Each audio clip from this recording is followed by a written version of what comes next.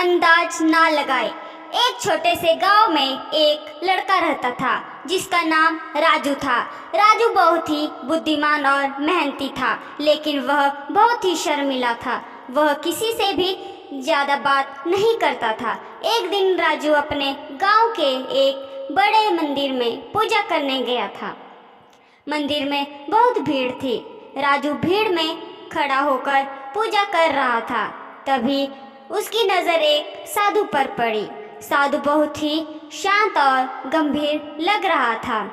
राजू ने साधु के चेहरे पर ध्यान से देखा और उसे ऐसा लगा कि साधु बहुत ही ज्ञानी है।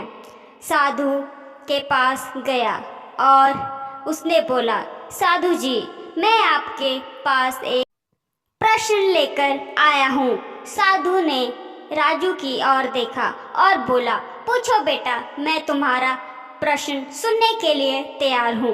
राजू बोला, साधु जी, मुझे समझ नहीं आता कि लोग अक्सर बिना कुछ जाने किसी बात पर अपनी राय क्यों देते हैं। क्या यह सही है?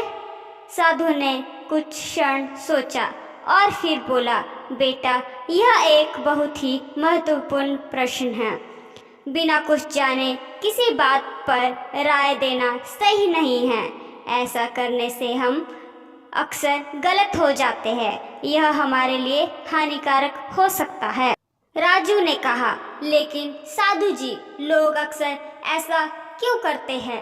वे बिना किसी बात को जाने ही अपनी राय दे देते हैं। साधु ने कहा, बेटा, ऐसे लोग अक्सर अज्ञानी होते हैं।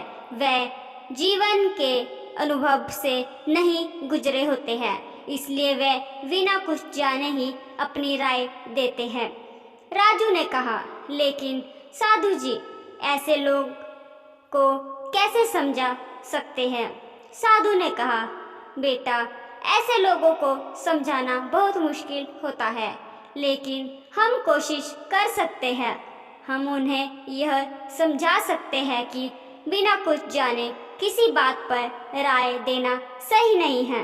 राजू साधु को धन्यवाद दिया और वहाँ से चला गया। राजू ने साधु की बातों को ध्यान से सुना था।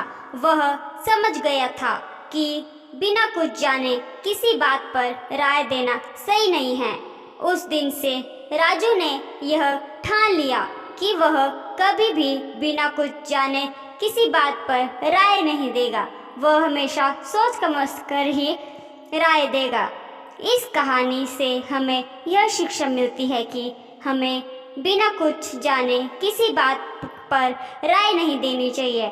ऐसा करने से हम अक्सर गलत हो जाते हैं। आपको हमारी कहानी कैसी लगी ज़रूर बताएं और लाइक और सब्सक्राइब करना ना भूलें। धन्यवाद।